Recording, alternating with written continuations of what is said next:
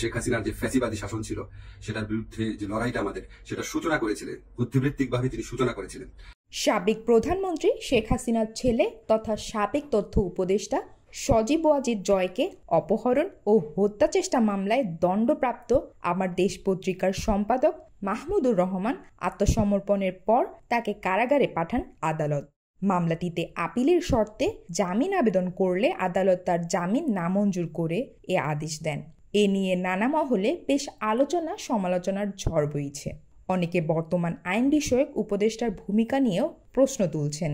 এর বিষয়ে নিজের ভেরিফাইড ফেসবুক পেজ থেকে এক ভিডিও বার্তায় আসিফ নজরুল তার অবস্থান স্পষ্ট করে বলেন, সাজা স্থগিত রেখে আপিল করার আবেদন না করার কারণে কারাগারে গিয়েছেন আমার দেশ পত্রিকার সাবেক ভারপ্রাপ্ত সম্পাদক মাহমুদুর রহমান। এ দেশে শেখ হাসিনা যে ফ্যাসিবাদী শাসন ছিল সেটার বিরুদ্ধে বুদ্ধিভিত্তিক লড়াইয়ের সূচনা করেছিলেন মাহমুদুর রহমান ভাই। এজন্য তাকে প্রচণ্ড নিপীড়ন নির্যাতন ভোগ করতে হয়েছে, যেটার সঙ্গে কোনো কিছুর তুলনা হয় না।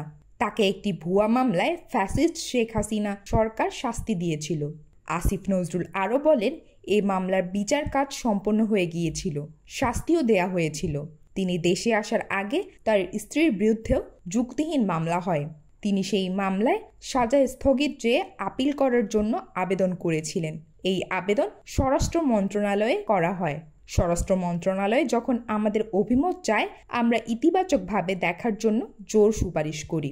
আমাদের সুপারিশের ভিত্তিতে তার সাজা স্থগিত করে আপিলের সুযোগ দেওয়া হয়।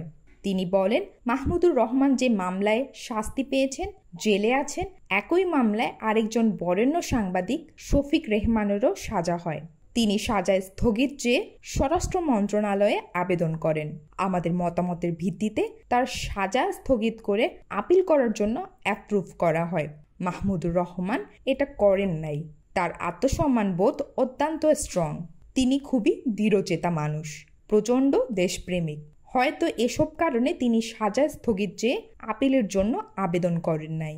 পরিশেষে আসিফ নজরুল বলেন, তিনি দ্রুতই মুক্ত হয়ে মুক্তভাবে তার দেশপ্রেম থেকে সাংবাদিক কিংবা বুদ্ধিজীবী হিসেবে ভূমিকা পালন করবেন বলে প্রত্যাশা করছি।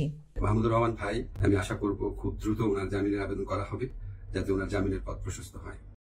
রাবিতা খন্দকার, দেশ দেশান্তর।